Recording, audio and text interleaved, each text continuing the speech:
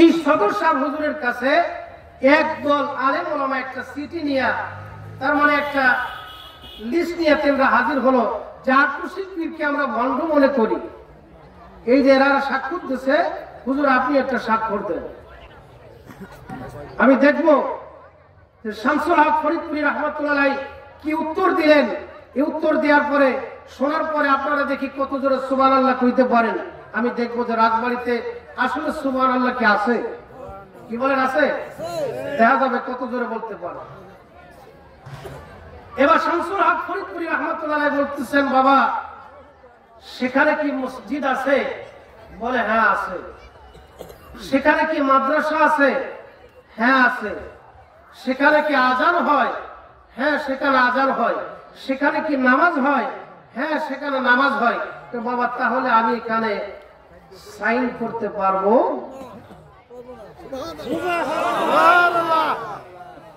আরো তিনি বলতেছেন,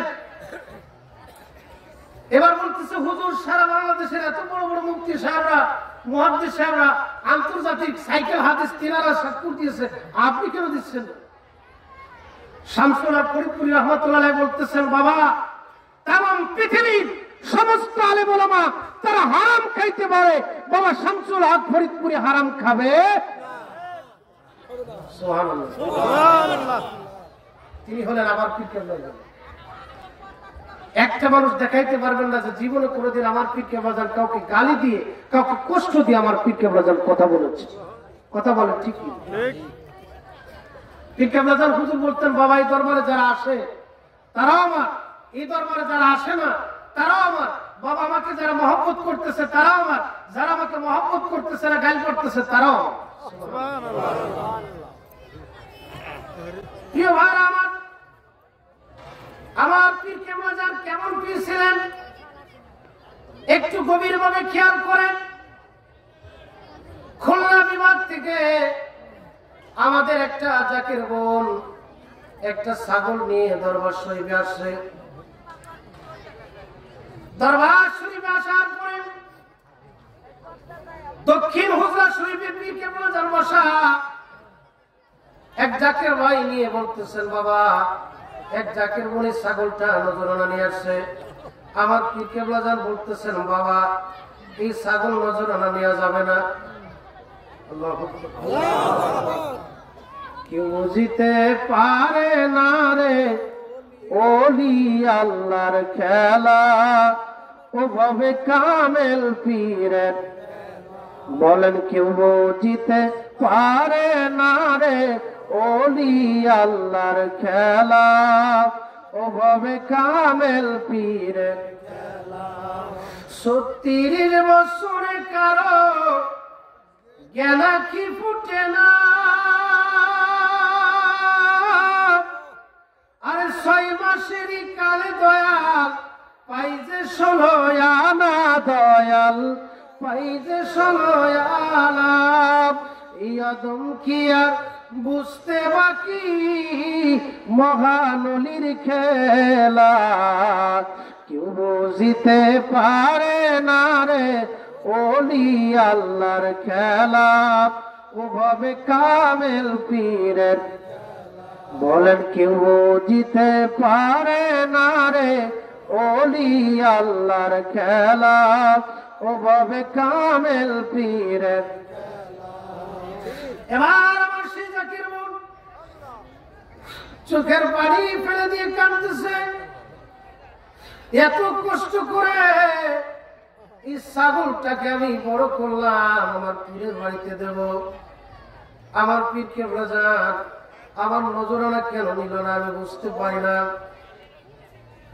প্রিয় ভাই আমার, এবার আমার পীর কেবলা ওই ছাগল ফিরে দেওয়ার পরে এবার কয়েকজন দরবার শরীফের আলেম ওলামা ওই জাকির বোনের সাথে কথা বলার জন্য জাকির বোনকে ডাক দিলেন। ডাক দিয়ে বলতেছেন, আপা আপনি যে ছাগলটা নিয়ে আসলেন কেন হুজুর কেবলা নিল না আমরা বুঝতে পারতেছি না। প্রিয় ভাই আমার, গভীর ভাবে কথা করে খেয়াল করেন। জাকির বোন হাউমাউ করে কেঁদে উঠে বলতেছে, এত কষ্ট করে আমি এই ছাগলটা বড় করলাম। সেই ছোট্টবেলায় এই ছাগলটার মা মারা গেল। মা মারা যাওয়ার পরে এই ছাগলের বাচ্চাটাকে আমি আমার বুকের দুধ খাওয়াই আমি বড় করেছি। এই ছাগল এত কষ্টে আমি বড় করেছি। এই ছাগল হুজুর কেবলা জান নিল না কেন? কারণটা কি? একটু আওয়াজ দিয়ে বলা যাবে কি? আল্লাহু আকবার। শোনার পরে তো জিহ্বাই কামড় করছেন, এটা আপনি করছেন নাকি?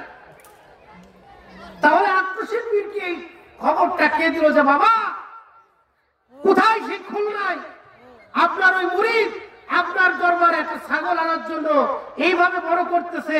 বাবা ওইটা কিন্তু আপনাদের জন্য হারাম না, ওইটা আপনাদের জন্য খাওয়া হারাম। কেননা ও মানুষের দুধ খাইছে, ও মানুষের দুধ খাইছে। এই খবরটা আত্মশিল্পীর কাছে কে দিল? আল্লাহু আকবার বলেন। এই জন্যই তো আমরা বলি কামেলমো কামেল পীরো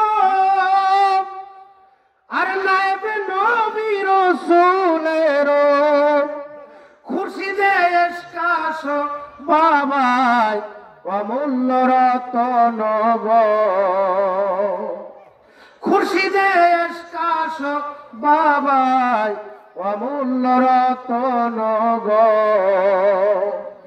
আজ আমার আখেরি পীর আমি কোথায় যে পাবো গো। পীরই আমার জমিদারি, পীরই আমার বাহাদুরি, পীরই আমার জমিদারি, পীরই আমার বাহাদুরি। সেই পীরেরই পাক কদমে আমি নিসার হইব গো। সেই পীরেরই পাক কদমে আমি নিসার হইব গো। আল্লাহু আকবার। এই ছিলেন আমার পীর কেবলা জান। আজকের এই মাহফিলটা কোরআন হাদিসের মাহফিল কিনা? কথা বলেন ঠিক কি? এখানে আল্লাহর ওলিদের জীবন বৃত্তান্ত আলোচনা করা লাগবে কি লাগবে না? দরকার আছে না নাই? পবিত্র হাদিসে পাকের মধ্যে দেখা যায় প্রিয় নবীজি বলতেছেন যিকরিল আম্বিয়া মিনাল ইবাদা। নবী আলাইহিস সালাম বলেন জীবন বৃত্তান্ত আলোচনা শোনা এবং করা এটা ইবাদতের অংশ। সুবহানাল্লাহ। সুবহানাল্লাহ আওয়াজ। সুবহানাল্লাহ। বাড়ি যায় সুবহানাল্লাহ কয়। ঘুমায় ঘুমায় সুবহানাল্লাহ। কথা বলেন ঠিক কি? ওয়া যিকরি সালিহিন কাফারা, নেককার সালিহিন আল্লাহর বান্দা যারা, আল্লাহর ওলি যারা, তাদের জীবন বৃত্তান্ত আলোচনা শোনা এবং করা এটা হলো গুনাহের কাফারা। মাঝে মধ্যে একটু সুবহানাল্লাহ বলে ক্ষতি হবে বাজান? কি বলেন বা? ক্ষতি হবে না? সুবহানাল্লাহ। একবার সুবহানাল্লাহ কইলে কত লাভ জানেন? হাদিসে পাকের মধ্যে আসছে যে আসমান ও জমিনের মধ্যে যে ফাঁকা জায়গাটুকু থাকে এই জায়গাটা আল্লাহ তার যে সুবহানাল্লাহ বলে তার নামে এটা একবার পরিপূর্ণ করে দেয় সব। তাহলে মাঝে মধ্যে সুবহানাল্লাহ কোয়া যাবে? কি বলেন যাবে? সমাজের অবস্থা বর্তমান 12টা বেজে গেছে। সমাজের অবস্থা 12টা বেজে গেছে। আজকে সমাজের কি অবস্থা দেখেন।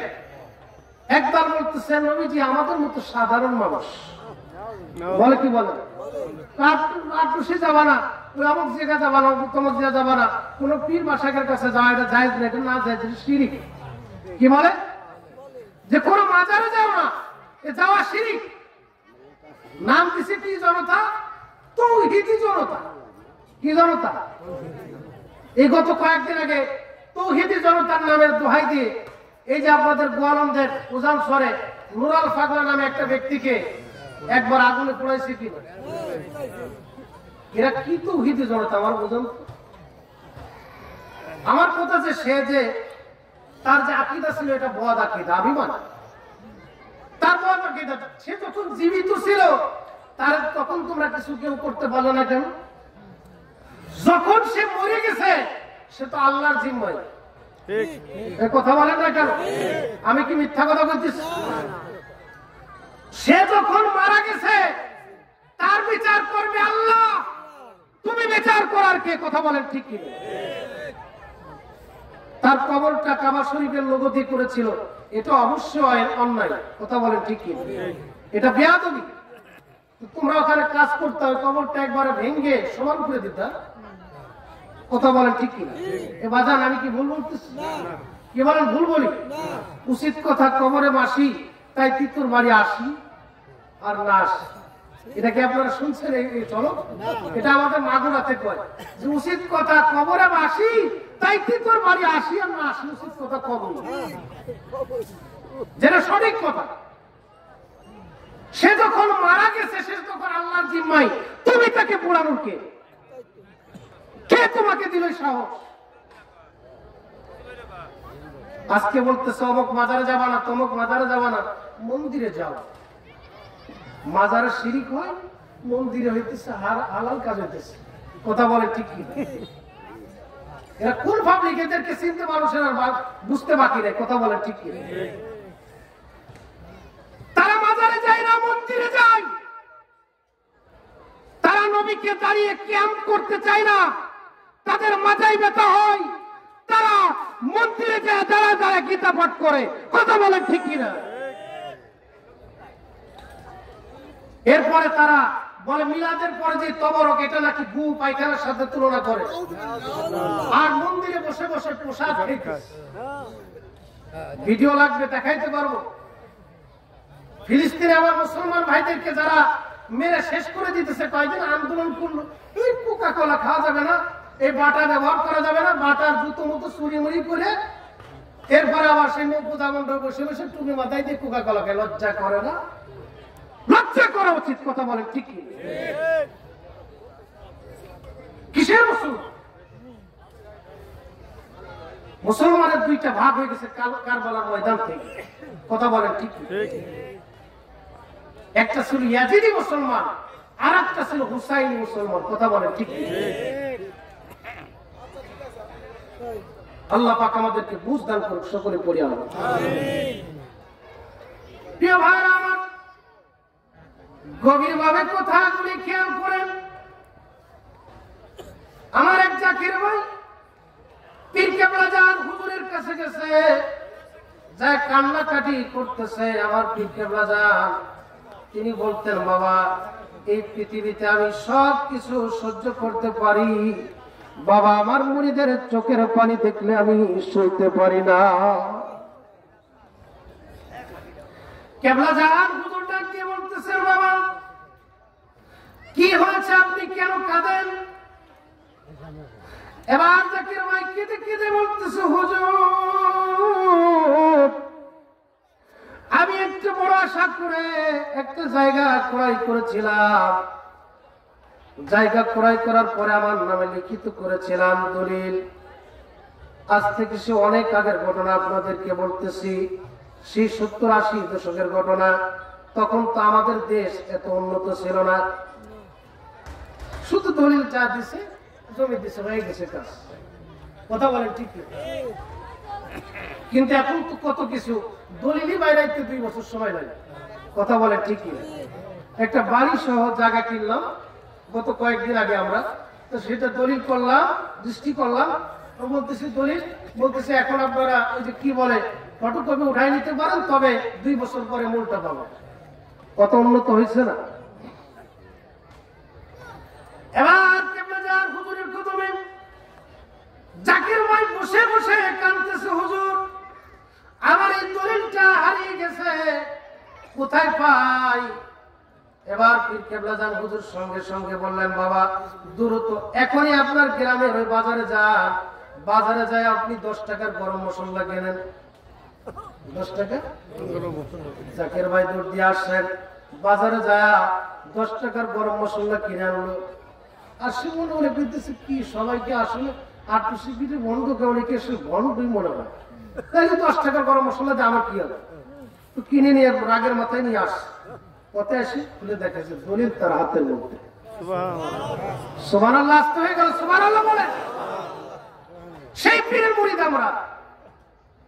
আমার পীর কেবলা জান বলতেন, বাবা দরুদ নবীর মহব্বত যার অন্তরের মধ্যে যতটুকু, বাবা তার ঈমান ততটুকু। বাবা নবীর প্রেম ভালোবাসা যার অন্তরের মধ্যে নাই, বাবা তার ঈমান বলতে কোনো সম্পদ নাই, সে ব্যক্তি সরাসরি বেঈমান। কথা বলে ঠিক? তোমার ঈমান ঠিক, সবকিছুর দাম আছে, ঈমান নাই কিছুর দাম নাই। কথা বলেন ঠিক কি? বিশাল বড় হাজী সাহেব 5 ওয়াক্ত নামাজ পড়তেছেন, যাকাত দিচ্ছেন, হজ করতেছেন, মানুষের দান জ্ঞান করতেছেন, কিন্তু নবীর ব্যাপারে আপনার আকীদা হলো নবী আমাদের মতো সাধারণ মানুষ। আপনার ওই নামাজ রোজার কোনো দাম, গ্রামের মানুষের মতো দেখাইলেন, কোনো দাম। মাইন্ড করতেছেন আপনারা? কষ্ট পাচ্ছেন আপনারা? কষ্ট হয়? একটু মহব্বতের সঙ্গে বলেন তো আল্লাহু আকবার। আরো জোরে বলেন আল্লাহু আকবার। আওয়াজ হচ্ছে না। গরু জবাই করছি কিন্তু শুনছি একটা, গরু জবাই করছে একটা। তো গরুর গোশত খাইতে হলে তো এই আওয়াজ হইলে হবে না, একটু উচ্চ আওয়াজ লাগবে কিনা? কথা বলেন ঠিক কিনা? একটু আমরা শয়তানরে আসেন, আমরা একটু তাড়াই। নারায়ে তাকবীর, জোরে নারায়ে তাকবীর, নারায়ে রিসালাত। বিশ্বওয়ালি ফরিদপুরি, বিশ্বওয়ালি ফরিদপুরি, আজকের আজিমুস শান ইসলামিক জলসা। নারায়ে তাকবীর। তো আমার পীর কেবলা জান সারাটা জীবন তেনার মুরিদদেরকে নবীর প্রেম শিক্ষা দিয়েছেন। এই প্রেমটা কিভাবে শিক্ষা দিয়েছেন আপনাদেরকে যদি একটু বলি, আপনাদের কি কষ্ট হবে? কি বলেন, কষ্ট হবে? আমার পীর কেবলা জান কি শিক্ষা দিয়েছেন তেনার মুরিদদেরকে, এটা যদি আপনাদেরকে একটু বলি অল্প সময়, আপনাদের কষ্ট হবে? কি বলেন, কষ্ট হবে? আমিন বলেন, আমিন বলেন। বুখারী শরীফের 1145 অথবা 46 নম্বর হাদিস, আল্লাহ রাসূল সাল্লাল্লাহু আলাইহি ওয়াসাল্লাম বলতেছেন, রাতের 1/3 অংশে আল্লাহ পাক রব্বুল আলামিন এই আসমানে নেমে আসেন, আর এসে তার বান্দাদেরকে ডাকতে থাকেন, হে আমার বান্দা সকল, তোমরা কে আছো অভাবী, কে আছো ঋণগ্রস্ত, কে আছো তোমরা অসুস্থ, আমি আল্লাহর কাছে চাও, আমি তোমাদেরকে দিয়ে দেব। সুবহানাল্লাহ। প্রিয় ভাইরা আমার, গভীরভাবে কথাগুলি খেয়াল করেন। নিশির শেষ ভাগে আমার পীর কেবলা জান সেই শিক্ষায় শিক্ষিত করলেন তিনার মুরিদদেরকে। আমার পীর কেবলা জান হুজুর বলতেন, বাবা এই নিশির শেষ ভাগ রহমতের সময়, এই সময় আল্লাহ পাক এই আসমানে নেমে আসেন আর তার বান্দাদেরকে ডাকতে থাকেন, হে আমার বান্দা সকল, তোমরা কে আছো অভাবী, আমি আল্লাহর কাছে চাও, আমি তোমার অভাব দূর করে দেব।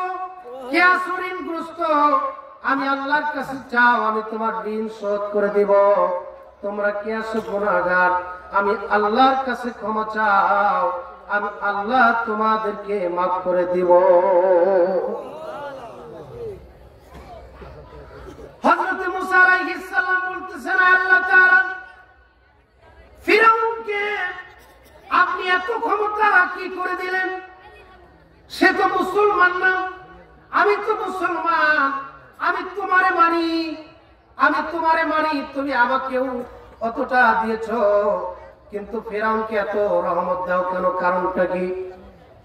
আল্লাহ পাক রব্বুল আলামিন ডাক দিয়ে বলতেছেন, হে মুসা, ফিরআউন রহমতের সময় এই নিশির শেষ ভাগে আমার দরবারে হাত উঠায় বলে, আল্লাহ তাআলা, ওগো মোর রব, তুমি দয়া করে তোমার কাছে ফরিয়াদ করতেছি, আমি তো জানি তুমি পৃথিবীর প্রতিপালক, আমি সেটা মানি, কিন্তু তুমি আমাকে, আমি পৃথিবীতে যতদিন আছি আমাকে একটু তুমি রাজত্ব দাও, আমি রাজত্ব চাই। হে মুসা, সে আমার কাছে চাইছে, যার কারণে আমি তারে দিছি, সে রহমতের সময় আমার কাছে চাইছে দেখা আমি তারে দিছি। প্রিয় ভাইরা আমার, এই রহমতের সময় দেখবেন তামাম পৃথিবীর পশু পাখি এগুলা তাদের বাসায় বাসায় তারা আল্লাহকে ডাকতেছে, কিন্তু আমরা সেটা বুঝি। আমার পীর কেবলা জান হুজুর বললেন, বাবা ওই আওয়াজটা যদি আপনি বুঝতে চান, ওই আওয়াজটা যদি আপনি শুনতে চান, তাহলে আপনার অন্তরের যে কর্ণ আছে, কান আছে, ওইটাকে আগে পরিষ্কার করেন। আপনার কর্ণটাকে পরিষ্কার করেন, তবে আপনি ওই পশু পাখি কি নামে ডাকতেছে, কি করতেছে সব জানতে পারবেন। যেমন সুবহে সাদিকের সময় মোরগ ডাকে কি ডাকে না? কিভাবে ডাকে? কুকুরুকু ডাকে কি ডাকে না? আমরা শুনি কুকুরুকু, কিন্তু কিতাব আদি পড়ে আমরা পাচ্ছি যে আল্লাহর রাসূল যখন জান্নাতে ঢুকলেন বিশাল একটা মোরগ দেখতে পাইলেন। নবীজি জিবরাইলকে বললেন, জিবরাইল এটা আবার কি মোরগ, এত বড় মোরগ? তখন বলতেছে, ইয়া রাসূলুল্লাহ এটা একটা ফেরেশতা। সুবহে সাদিকের সময় সে আল্লাহর জিকির করতে থাকে, সুবহুন কুদ্দুসুন সুবহুন কুদ্দুসুন, সুবহানাল্লাহ। ইয়া রাসূলুল্লাহ ওই মোরগের সাথে তাল মিলিয়ে পৃথিবীতে যত মোরগ আছে তারাও বলে সুবহুন কুদ্দুসুন, কিন্তু আমরা আমাদের কানে শুনতেছি কুকুরুক। কথা বলেন ঠিক কি? কথা বলেন ঠিক কি? আমাদের কান কিছু শেষ। কথা বলেন ঠিক কি? প্রিয় ভাই আমার, গভীরভাবে কথাগুলি খেয়াল করেন। এবার আমার পীর কেবলা জান বললেন, বাবা এই রহমতের সময় আল্লাহর দরবারে তামাম জীবনের পঞ্জীভূত গুনাহ খাতা ক্ষমা চান, আর মহান প্রতিপালক আল্লাহ তাআলাকে তিনটি নাম ধরে ডাকেন, ইয়া আল্লাহ, ইয়া রাহমান, ডাকেন ইয়া আল্লাহ, ইয়া